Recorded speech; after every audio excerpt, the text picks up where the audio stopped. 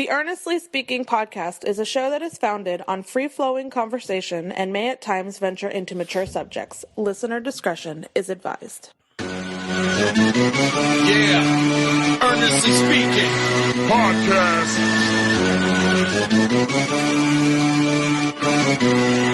Let's get it. I'm a giant in New York, in Miami carry heat. So much more in store, my product can flood the street. Opinion Nation Godfather, CEO. Puff in the late 90s, gon' see me blow. Oh. Got my hustle on, no imitation of bad. Army of untouchables, Opinion Nation staff. Never an off season, homie, check the numbers. Heart throb in my own right, supplying southern comfort. Earnestly speaking, my ego is well fed. Earnestly speaking, you're too evil and no threat. See, I'm like a hurricane, you're a mild breeze. Earnestly speaking, leaving Eli a dynasty. Shake!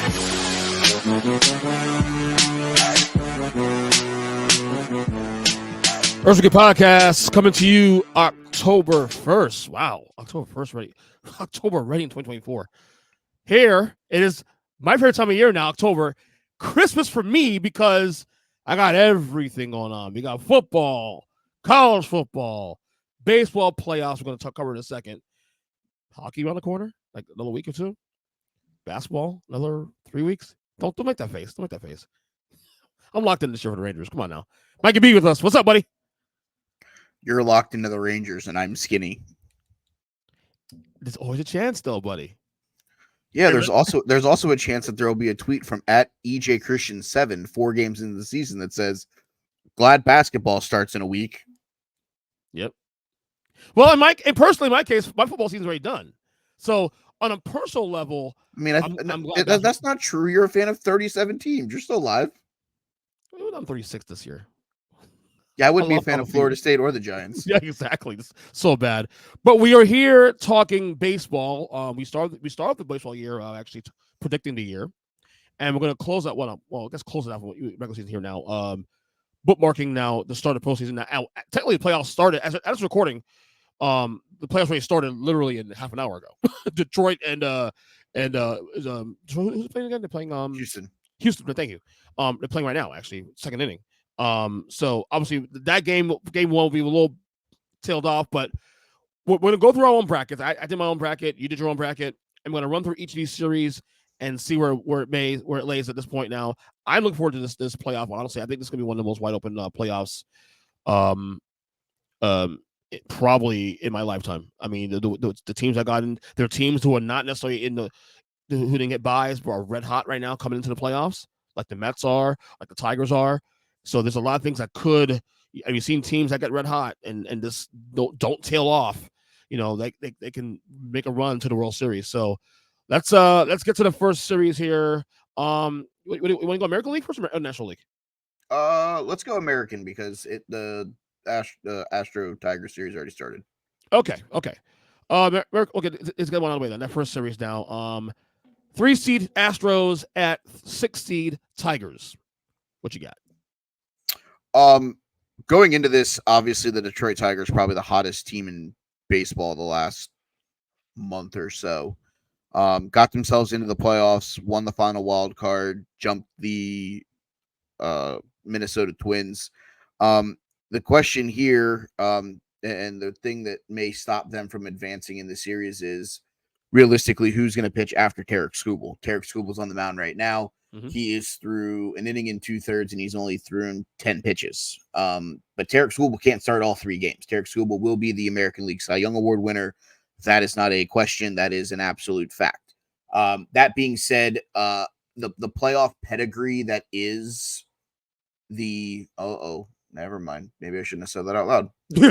What happened now? Training staff is out looking at Tarek Skubal's glove hand right now. So, but isn't today Tarek Skubal Day though? Today is Tarek Skubal Day. But here's the thing: after Tarek Skubal, I don't know what they're going to go with in the rotation. I don't know if it's going to be Casey Mize. I don't know if they're going to go somewhere else. I don't know if they're going to do a bullpen game because their bullpen has been pretty good most of the year. That being said, I think you have to tell yourself that you think the playoff pedigree that is the Houston Astros would get them through no issues. But the problem that I think Houston's going to run into long term is that I don't necessarily know that they have a ton of pitching in this thing. Justin Verlander looked like a shell of himself at the tail end of every of the season. Framber Valdez is starting today. You'll probably get. They haven't announced a starter yet. If I had to guess, it's probably going to be Yusei Kikuchi or Ronel Blanco. I'm gonna go. I think this series is gonna go 3 games no matter what. I think the Tigers win this game. I know they're up right now, so it'll skew everybody. I told you before we went live, I had the Tigers money line and I had them plus runs in 2 separate parlays. And I think they're gonna ride the future Cy Young Award winning pitcher Tarek Skubal to a victory today. I'll give the Astros a slight edge in game 2, and then game 3, anything can happen. You're the walking definition of that Mets fan, from down 3-0 to up 4-3 to down 6-4 to up 7-6. Game 3. I think I lost 5 years of my life last night. I wouldn't have doubted that. And it's very telling. Justin Verlander isn't even on the Astros roster. For this series. I saw that. Yeah. So that so he can't. He's not on the roster at all. If they put him on the roster here, whoever he goes on the roster for would be inactive for the division series no matter what. Okay. So that's the rule here. If somebody gets hurt, then he can come on the roster, and if that person magically gets healthy before the division series starts, they can use that person that he was on the roster for. Okay. But a straight sub, like say Fromber gets shelled and, they have to use Caleb Ferguson for like 4 innings today and they need a fresh arm for the bullpen, and they decide that it's Justin Verlander, then Caleb Ferguson would be unavailable for the division round if they Right. That being said, I'm gonna go a little crazy here. I'm gonna take the Detroit Tigers to win in 3. I am too. I'm gonna ride with the red hot team, and I think there's certain sports where if you're riding really good and running hot, it does translate into the postseason. Football's one of those sports too. Also, if your team's running hot, it can carry some avalanche into the postseason too. Also, you can catch a team that's supposed to be better than you record-wise anyway, and catch them sleeping, and all of a sudden you're find something in the divisional series. So I'm going to take Tigers in 3 as well over the Astros. All right, the next American League wildcard series, we have the Orioles and the the 4-seed Orioles and the 5-seed Royals. Orioles and Royals. Make sure we got clear for the listeners here. Attaboy. Yeah. Kansas City has set their rotation. It's Cole Reagans today. It is Seth Lugo tomorrow, and then game 3, if necessary, will be Michael Wacha. The only thing we know for sure from Baltimore is that today is a Corbin Burns start. That being said, I think game 1 goes in favor of the Baltimore Orioles. I think they have the better offense. And to be very blunt, I think Corbin Burns is arguably one of, if not the best pitchers in the wild card round. Obviously, I'm not discussing the teams that have buys, because then you have to bring in the Garrett Coles and Aaron Nolas and Zach Wheelers in Philadelphia and things like that. But I think Corbin Burns, his time in Milwaukee, he was really effective, helped him get to the playoffs quite a bit. But this is a point where this Baltimore Orioles team has to look in the mirror, and this has to be their step. This has to be where they take off. Henderson, Westberg, Santander, Mountcastle, Rutsch, Colton Cowser, who up until a couple weeks ago was probably a contender for the Rookie of the Year. That being said, I think this is all things that we have to think about. I think the Orioles win tonight. I don't know what they do pitching wise afterwards. I think that's a question. I don't necessarily know what it looks like, because this team has gone through more injuries than probably any other team that I've seen, not named the Atlanta Braves. So that's going to be a real question. I'm trying to look and see who's on the Orioles postseason roster real quick, so I can try to pan out who they're going to put on the mound. It's Corbin today. You'll probably get Zach Eflin, who they traded for from Tampa Bay, in game 2, and then game 3 will probably be Keegan Aiken or Dean Creamer, if I had to guess. I like Baltimore in the series overall, but I think this could be a 3-game series as well. Give me the O's in 3. I think that's the comfortable thing here, but I wouldn't be surprised if if they win today and win going away, I can see that snowballing into a sweep and Kansas City being out. Well, I'm gonna take the snowball and take the sweep. I'm This is actually, other than the Mets, obviously, I'm rooting for the Orioles to really make some hay here. That city deserves a winner. I got a lot of friends of mine. Don't tell woke Jim that. Yeah. I got a lot of friends. He'll hear. I got a lot of friends. Not as Big Jim, but also a couple of friends of mine, and especially in the podcast medium, that are massive Oriole fans and are definitely invested in this team. So from the DMV. So if there was a team that I've watched more games of in their home stadium, it would be the Baltimore Orioles. In person? You mean in person? Yeah, I've seen right. million Oriole games. Yeah. So, that they were the closest team for the first of course 20 years of my life, 18 years of my life. So yeah. And look, this team's been coming for a long time, and hopefully they can break through this year. I was hoping they won the East, but they won last year, but it happens. So, but I have them winning the sweep though, so they'll make it in my opinion, to the divisional round of the American League. All right, now National League. Now we have my New York Mets, who are the 6th seed against the 3 seed Milwaukee Brewers. There were a lot of people in baseball that left the Milwaukee Brewers for dead when they traded Corbin Burns. Oh yeah. They were very. This team is going to regress. They're not going to be good. It's going to be a head scratcher on whatever the decisions they make moving forward. But they've hit on the pieces that they've needed to hit on. Jackson Churio, in the discussion for National League Rookie of the Year. The pieces that they've used have worked. Freddie Peralta's gets the game 1 start. He's going up against former New York Yankee Luis Severino. I don't like Severino being the game 1 starter. I wish it was David Peterson. I think Peterson's had the better year. That being said, if there was a team that you wanted to face in the first round in the National League, I think it is Milwaukee. I think there's a lot of people that are going to be rightly scared of the San Diego Padres batting lineup. So I think if the Mets want to get through, I think this is the best route for them to at least get to the second round. That being said, this one's going 3 games. I don't think this one's going to be a sweep in either direction. And I think I'm going to go with that more or less because the Mets used a lot of bullets yesterday. They pressed a lot of buttons yesterday that they needed to press. So I know they celebrated for a little bit and then got on a plane, got to Milwaukee late last night, and they're turning around and starting in about 2 hours local time here where we're at. 5:30, that's a pretty quick turnaround time, especially whenever you go through time changes. And you played 2 games on top of that yesterday. Correct. The good thing is game 2, you were able to sit Alvarez, you were able to sit Lindor.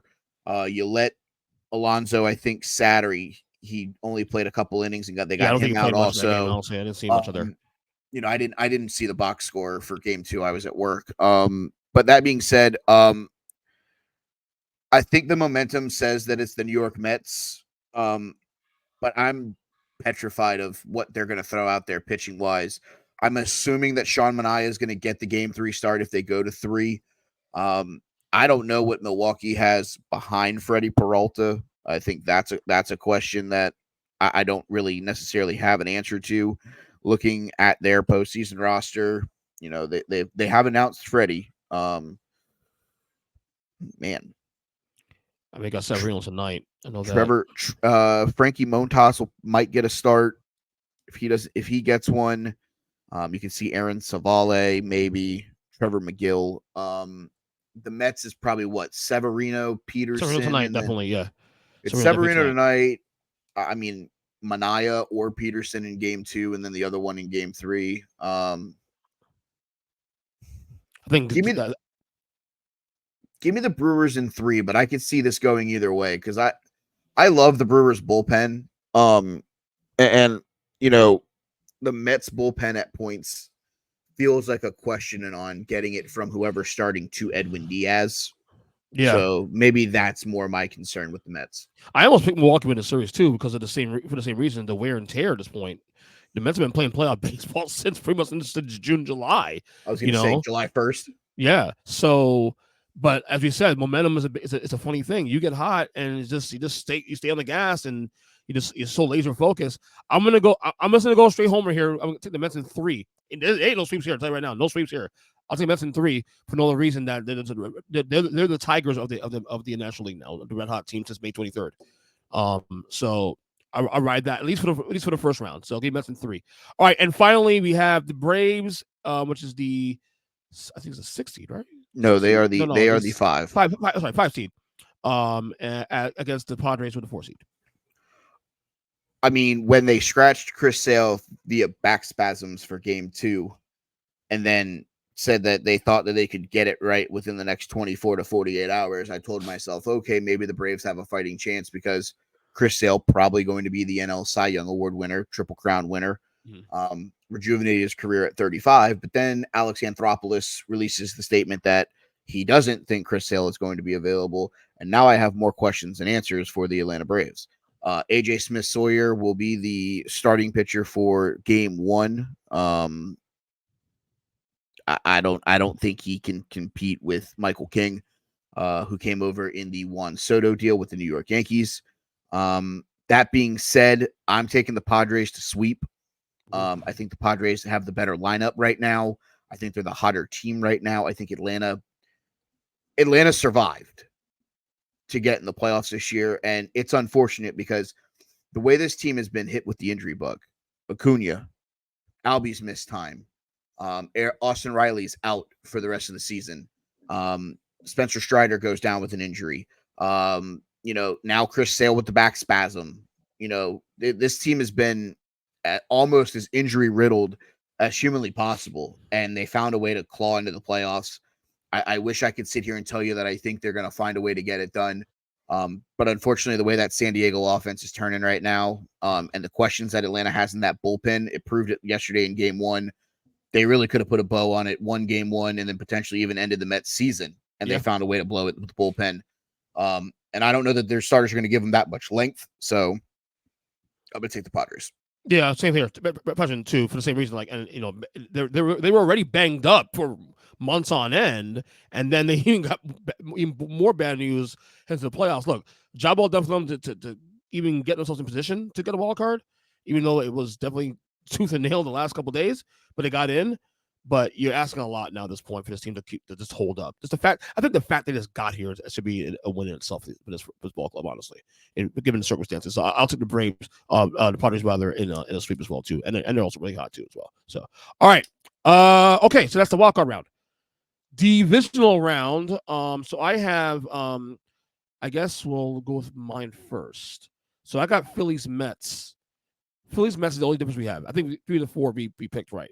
Yes, I took the Brewers, you took the Mets. Right. Other than that, I think we're dead on the same there. So let's go to yours first. Sure. You have Phillies. Well, Phillies will advance and they'll play the Brewers. Correct. Who you got in that one? Phillies in 4. I think the starting rotation is the edge that they need. And I don't necessarily know that you're going to be able to line up the Brewers pitching staff if this series goes 3 to match the two-headed monster of Zach Wheeler and Aaron Nola. So that being said, I will give the edge to the Phillies. I think their offense is firing. I think Bryce Harper and Trey Turner have figured it out. Kyle Schwarber hitting in the leadoff spot. There's a lot of people that make fun of that. But there's a reason why Kyle Schwarber hits leadoff. It's not because he runs a 4.40. It's because his on-base percentage is one of the best in Major League Baseball. He sees pitches. He lets the guys behind him know what's coming. He sets the table very well for Turner and Harper. And I think this works for the way the Philadelphia offense is built. So I take the Phillies to get to the NLCS. Right. So I have the Phillies and Mets in my bracket, and I have Phillies also in 4 over the Mets. I hate the Phillies more than any baseball team. But however, I'm not an idiot. I know how good this fucking team is. I'm not going to pick against them. If I'm gambling, I'm gambling the Phillies win this series. The Phillies are arguably the best team in baseball. Arguably, it's definitely an argument. And they're the second favorite. So I'll take the Phillies in 4 as well over the Mets. They are the second favorite currently, according to Vegas. Live line to win the World Series. They're the second favorite. There's only one team that has better odds. Dodgers number 1. Yeah. Dodgers, Phillies. They're better than National League. Dodgers, Phillies, Yankees, Padres, Baltimore. I think is the 5 in order. Wow, the three of the 5 teams are national. Wow, okay. There you go. Very loaded up there. All right. So, but we do have the other National League Series correct. Same Dodgers and Padres. If there's a team that I think that can figure out the Dodgers, it is the San Diego Padres. They did it last year when they eliminated them. Correct. And here's the deal. This Dodger rotation is not the Dodgers rotation of their runs to the NLCS and to the into the World Series where they lost to, Boston and then won it in COVID and stuff like that. This isn't the same rotation. And Juan Toriobo, beat writer for the Dodgers, you're looking at game 1, game 2 of Jack Flaherty, who they traded for with Detroit, who somehow still made the playoffs. Yoshinobu Yamamoto, who has been hot or cold this year. And then there's an opportunity for it either being Landon Knack or Walker Buehler in game 3. You would really love for that number 3 starter to be, I don't know, Shohei Ohtani. You would love for it to be a healthy Clayton Kershaw, something they don't have right now. That being said, you're going to get Michael King. You're going to get Dylan Cease. You're probably going to get a playoff Yu Darvish start. Give me the Padres to defeat the Dodgers for the second straight year and eliminate them in San Diego. So give me the Padres in 4. 4. I really hope to see that, man. I really do. I don't see it though. You're saying basically the Dodgers' soft spot is a pitching staff. That's really the soft spot. Is you can beat them up. The soft spot is the rotation. I think the bullpen is going to be good enough if they get a lead to hold a lead. I think the problem is you're gonna have to find a way to get a lead first, right? Michael King and Dylan Cease and those guys. I think that's the thing, because like I said, it's Cease, it's Michael King, it's Joe Musgrove, who I didn't talk about. Dylan Cease is going to be in there. This thing is lined up where the reality of the situation is if the Padres series goes 3 games, they're either probably going to get Joe Musgrove or Yu Darvish in game 1 of the NLDS. There is not a team right now in the National League that's got a 4th starter that would be other teams' game 3 starter like the Padres do right now. And I think familiarity helps also too, because division. Absolutely. I don't think that. I don't think there's any hiding weaknesses on either of these teams. I think these teams know each other inside and out, especially the way they played last year in the playoffs. They've played 18 games this year against each other. I think this is very transparent. However, I'm taking Dodgers in 4. That's so fucking loaded. But I agree with you said that if you get Dodgers, you need to smack them around early and get a lead. So you have to smash with the rotation. But I don't know, man. The roster is so damn loaded. Comfortable pitching. Let Flaherty and Yamamoto get a lead, and then the Dodgers give themselves a better shot of advancing. Right. All right. So the American League side in the division round, we also had Tigers and Guardians meeting in the division round. Who'd you got? Division rivals. I think this one's going to be a fun one. And here's the thing: this Cleveland Guardians team, if you're not a baseball fan, you don't know who Stephen Kwan is, who was a dark horse MVP candidate until he got hurt. Yes, I know he didn't hit 60 home runs. He's not Aaron Judge. Wham. I don't care. Stephen Kwan was the table setter for this team. There's a superstar at third base for the Guardians by the name of Jose Ramirez. If you're not a baseball fan, you don't know who that is. And this team is doing it realistically without the best pitcher on their roster, and that is Shane Bieber, who is hurt. They've gotten by with Tanner Beebe, Ben Lively. That's the question that I have here, because the deal is with the Guardians, if you get Emmanuel Clase the ball in the 9th, game, set, match Guardians. The guy is the best closer in baseball. He's probably the best closer in baseball since Mariano Rivera. Let me be very transparent about that. Emmanuel Clase is the guy.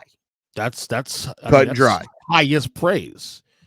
That being said, I don't know that they can press the buttons on this pitching staff any more than they already have. And I've mentioned him once already on this show. I will mention him again on this show. It's Tarek Skubal. You're going to have to face him probably twice in the ALDS to get to the American League Championship Series. That's not an easy thing to do. If this Tigers team somehow sweeps the Houston Astros, I think they roll Cleveland, because they will have all the momentum and they will have all the confidence in the world going into Cleveland. That being said, I think even winning in 3 games, they'll have a ton of confidence because they just defeated a team who's played in the ALCS as many times as the Astros have and have won World Series, and they've gotten past the first hurdle. That being said, Game 5 is a Tarek Skubal legacy game. Mm-hmm. Tarek Skubal pitches the Detroit Tigers to the American League Championship Series in Game 5. Love it. Give me the Motown Tigres. Yes, I also got the Tigers in 5 as well too. Again, I'm gonna build that momentum of a red hot team getting further. Like the Mets are hot in the National League, but they'll find their demise in Philadelphia. But I think that Detroit red hot. And again, as you said earlier, and I agree with you, divisional optics, divisional familiarity goes a long way, man. Sometimes a move here and there can just give you an edge in a 5-game series. So I'm with you. Give me the Tigers also in 5 against the Guardians. All right, and we also had in the American League, both of us, we had the Orioles and the Yankees meeting in the divisional round. What do you got? If you think I'm picking the New York Yankees, you've lost your ever fucking loving mind. Let's be real here. I will give you the unbiased thought process that I have about the New York Yankees, but you know as well as I do, there's not a shot in hell I'm picking this team to win this series. I'm picking the Baltimore Orioles in 5 games. Because here's the deal. Garrett Cole, he's cute. He doesn't know how to pitch in October. He's proven that. He proved it in Houston. He's proved it the last 2 years in New York. Lewis Hill, cool story, bro. He's a rookie. The lights shine a little bit brighter in October. We'll see how good he really is. Mm-hmm. Carlos Rodon, overpaid. Marcus Stroman, trash. Proved that in the game that he had to start when Nestor Cortez got hurt. This bullpen, dog water. Clay Holmes, trash. Don't put him out on the mound. Don't do it. You do it, you're going to lose. He couldn't close out a regular season game. You think you're going to put him in the playoffs and he's going to do well? You've lost your mind. And I get it. Aaron Judge and Juan Soto and Jazz Chisholm's played really well since being traded from Miami. Shocker, he gets traded to a team that's actually winning and he wants to play baseball. So surprised. But let's also not forget the questionable outfielding play of Alex Verdugo and Jason Dominguez. I think this Baltimore team offensively, on the whole, 1 through 9, is a better lineup than this Yankees lineup is. I like Austin. I like Austin Wells. I like, Soto. I like Judge. You get through the 3 of them. I'm not scared of Anthony Rizzo anymore.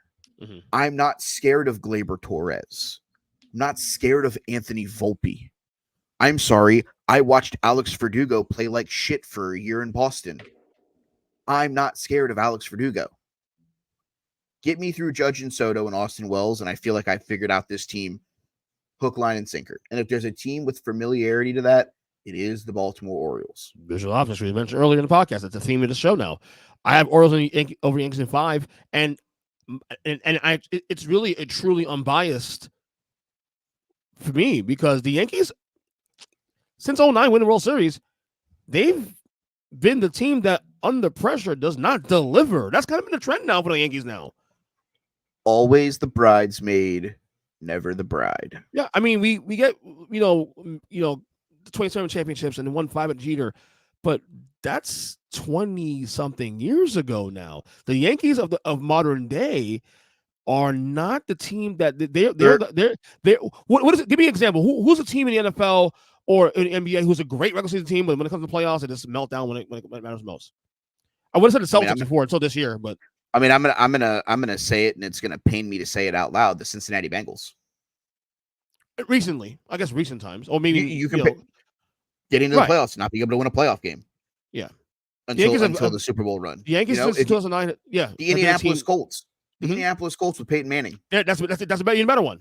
Win the division every fucking year. Can't beat Tom Brady. Win the division every year. Can't beat Tom Brady.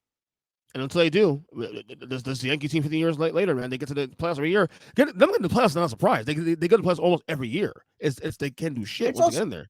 It's also not a surprise because when you look at the American League, we can peel this layer back.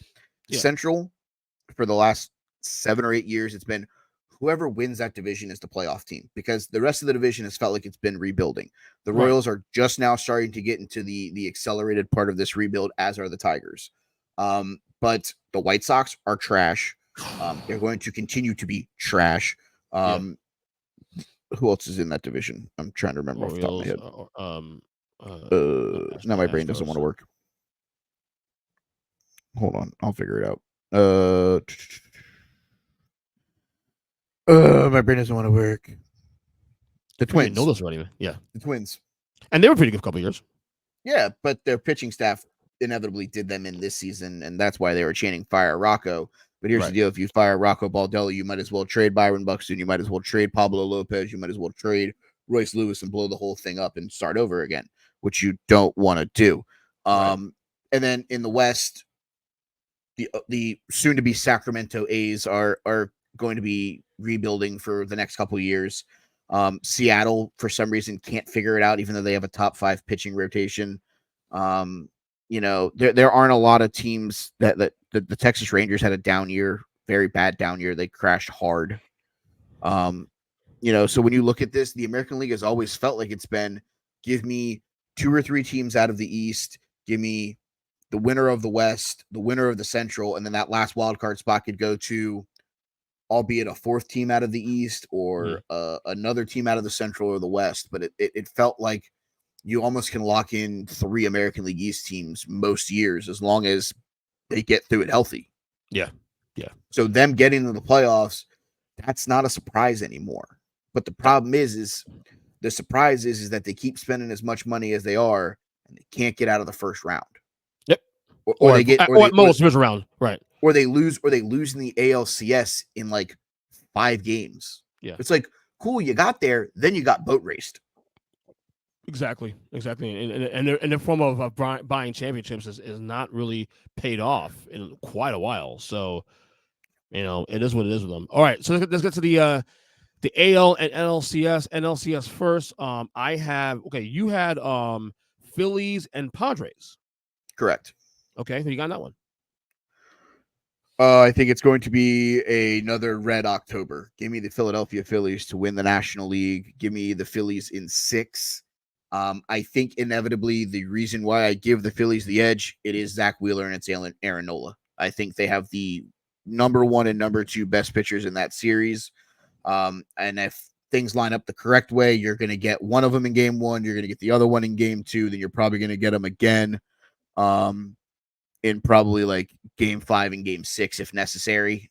So it's hard to beat those guys once, let alone twice. So I think that's where I give the Phillies the edge. I think offensively, I think both these teams are comparable. I think they both have their strengths and their speeds. I think Fernando Tatis and Manny Machado compare well with Bryce Harper and Trey Turner in the superstar column. I think Nick Castellanos and Jackson Merrill, the games that they play are 2 different styles of baseball, but I think they're comparable for what those teams need. I just think that pitching, and right now I trust the starting rotation a little bit more for the Philadelphia Phillies than I do the Padres, but I would not be surprised if the San Diego Padres find a way to win this series. So you got Phillies in what? In 7 or 6? Phillies in 6. In 6. So I have Dodgers and Phillies, my worst nightmare, because I can't stand either of these 2 teams. And in the tightest of margins, because these teams are, to me, relatively even in talent, I'm going to take the Dodgers, yuck, in 7 in the 9th, in the bottom of the 9th, maybe extra innings in game 7. This is going to be a really classic series. I think the Dodgers have too much weapons. And I guess if you want to throw in home field advantage, go right ahead and do that. Fine. I mean, it doesn't really mean much of baseball, I guess, really, but maybe it does. I don't know. I mean, it will in that series because you're traveling East Coast to West Coast. Yeah, that too. So I'll take the Dodgers. The East-West is... It plays a part, yes. It plays a part. I'll take the Dodgers in a very close series in 7 games, unfortunately, for me. All right, American League. I think we have the same ALCS, though. Orioles and Tigers. Okay, what you got? Yeah, we did. And unfortunately, I cannot ride the Tarek Skubal train anymore. I Likewise. got him this far, and I'm not going to sit here and lie to you. There's a backstory on why I'm kind of rooting so hard for the Detroit Tigers. Okay. Unbeknownst to most people that know me, one of my really good friends who I worked with in South Carolina when I was living there for 4 or 5 years was a big Detroit Tigers fan. And we used to talk all the time about the Tigers. And we played fantasy baseball together. His team name was even the Motown Tigers and stuff like that. And unfortunately, about a year ago, we lost him due to a heart attack at like 50, 52. I think Brian was like 52. We just came up on a year, and this is one of those things where he didn't get to experience this Tiger run, because me and him have talked so much about Tarek Skubal and about how good we thought this team could be in the next couple of years. And it feels like it's one of those things where I don't have a dog in this race.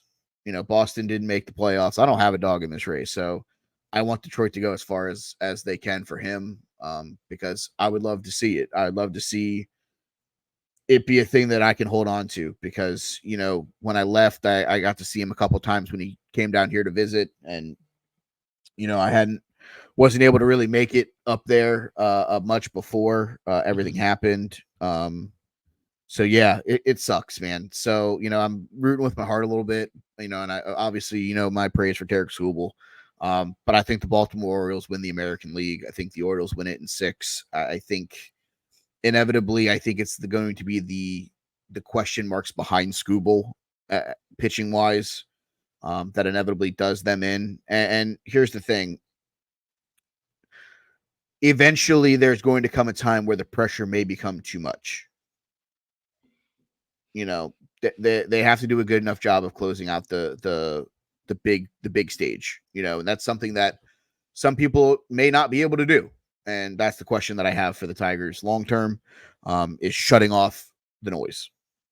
Yeah, I'm always well in 6 as well. And I think it's mostly wish casting here for the Orioles. All my friends, like I tell all my friends and even fellow friends of ours who are Oriole diehards, and seeing them get back to the World Series for the first time, probably since 85? Maybe before that? 83? 83, I thought, right? Yeah, 83 maybe, yeah.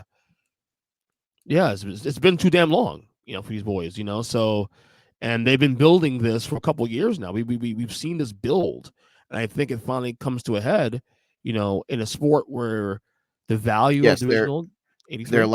Their last appearance was 83 whenever they won the World Series. Right. In a sport like baseball, which I love, that they still, all sports don't value division titles and league titles and all that. I feel like baseball is still the only sport. That's one thing about baseball I love, is that they still value division titles. They still value American League and National League titles. Like, if the Mets win National League this year and they lose the World Series, I'll have no problem buying National League fucking paraphernalia, because the way baseball's treated is like almost like a separatist of two different leagues, and then they come together when they come together. So I think there'll be a lot of very good people celebrating after Game 6. Give me Baltimore in 6 as well too. All right, and finally, to close it out, World Series.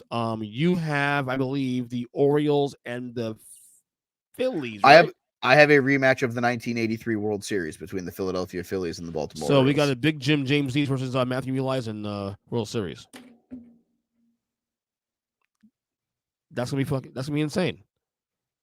I can't wait to be on Huddle Up those weeks. To fucking argue, dude. I wonder if any of those games fall into Tuesday, if they're just say we're not recording tonight. I'm just curious. Matt ain't gonna record if the Phillies are in the World Series. He prioritizes. I will tell you this much: if the Baltimore Orioles are in the World Series, I will tell Jim that we're not recording on Tuesday. There's no way you're recording. And yes, one of the games would fall, and it could potentially be a series clinching game. If either of the teams are up 3-0, Game 4 will fall on Tuesday, October 29th. Yeah, you don't want to do that. You don't want to do that. No. Yeah. No. Yeah. So yeah.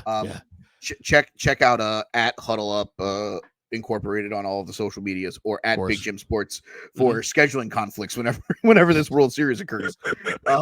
Maybe make Kyle host that night then, because Kyle hates baseball anyway. So shit. You're not wrong. You know what I mean? So who are you taking in that feud? All right, this one's gonna be fun because I think this series goes 7 games. I think we get all of it. I like both of these teams a lot. I've said very positive things about both of these teams. The problem is I think the Baltimore Orioles will have ran into, unfortunately, the injury bug too much. There's too many holes in the starting rotation. They've lost too many guys. It's inevitably going to hurt them in a longer series, and I think this is the one where it finally snake bites them. I'm going to take the Philadelphia Phillies to win the World Series. I'm going to take them in 7 games. I think this is a back and forth series. I don't think anybody gets themselves a multiple game lead. I think they exchange W's for a while. The only time I could see back-to-back wins is, say, like the Phillies win Game 6 at home and then win Game 7. In that regard, I think this is going to be a fantastic series. I think that these two teams are going to be battling back and forth, and I inevitably will give the Phillies the slight edge. And I'm going to go a little different here. A lot of people are going to say it's going to be Trey Turner, it's going to be Bryce Harper, it'll be Kyle Schwarber that'll be World Series MVP. I'm going to go a little different here.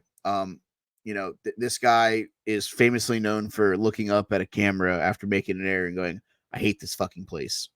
I think your World Series MVP is going to be Alec Bohm. All right. So you got Phillies in 7, you said.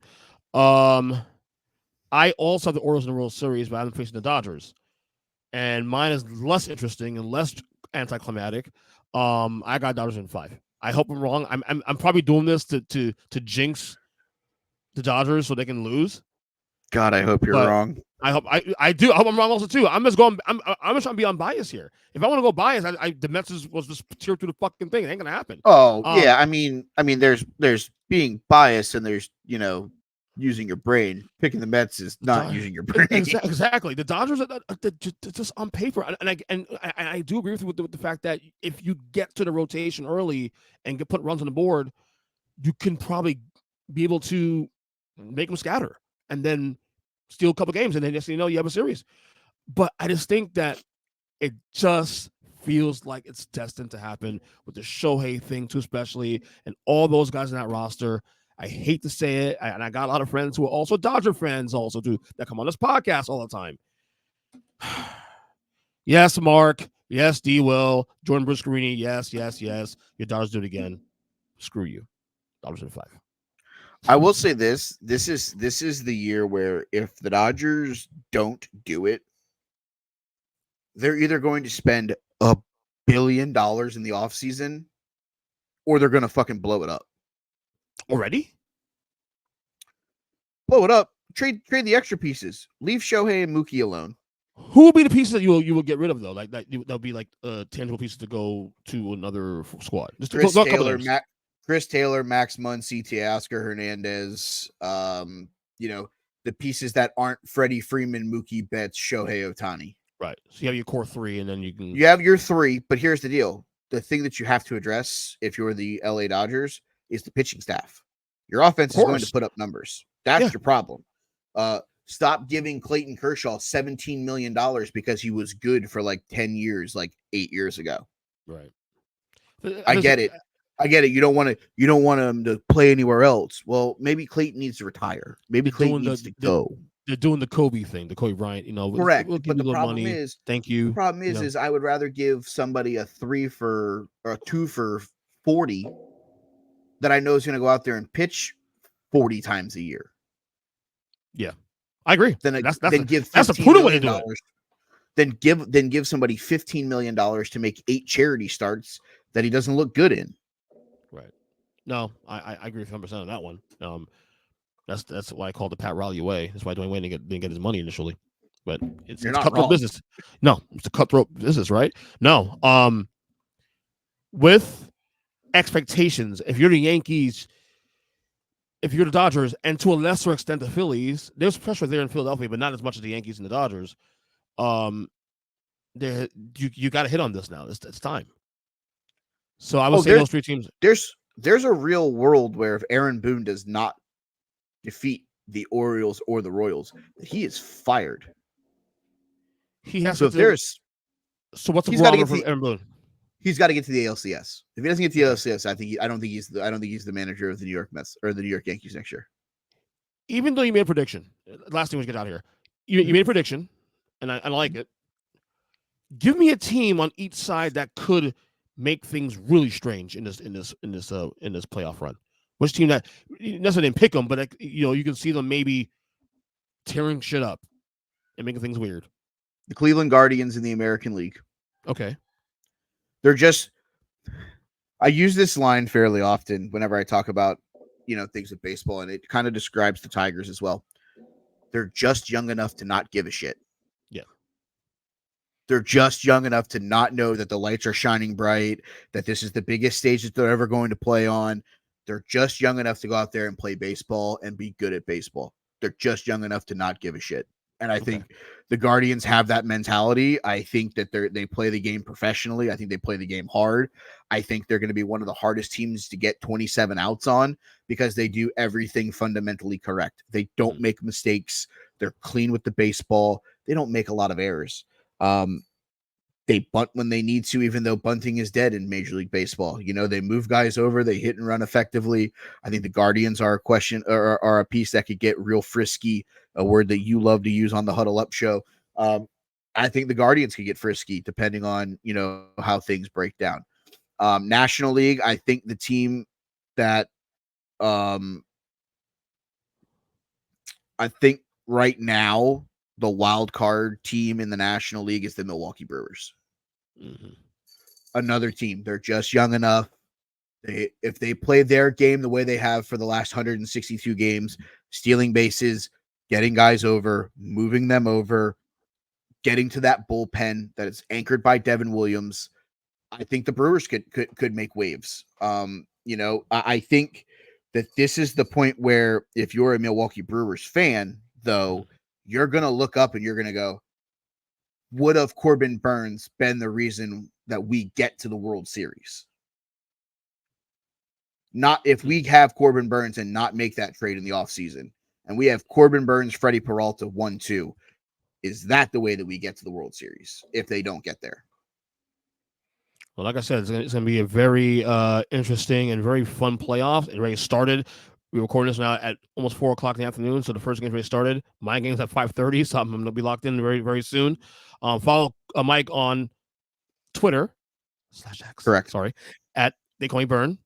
And Take the Wrestling Course podcast, Huddle Up podcast. Are you bringing back on you were doing the all this stuff on the Huddle Up feed and you stopped? So we were doing the hockey stuff, and then the season got away from me because of work. We were doing the fantasy show. We made an 11th hour.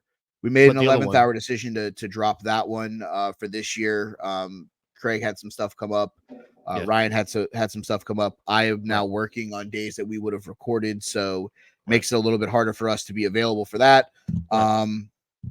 What else was I doing? The mount. J-Gro. Love that show. So we're gonna bring that back. The problem is summers are always really bad for J-Gro because he goes to a lot of concerts over at the amphitheater and everything. So that's what I'm saying. A lot of them fell on days where we would have recorded. Right. So now that we're kind of out of concert season, I think we're going to get back to that. I'm going to actually text him probably tomorrow to figure out when he wants to restart that, because that is a series that we are going to bring back, inevitably get through the other professional sports as well, and then go from there. Yeah. So follow Mike again on Twitter at They Call Me Burn, BERN, not BU. You know what I mean? So yes. Good luck with your picks, and hey, I'll see you tonight. Hold up. Yes, we'll do it all over again shortly. Yeah, and you'll trash my power rank like I always do every week. Buddy, spoiler alert, get ready because I think it's going to be a fucking interesting one. I cannot wait, man. All right, man. Good job.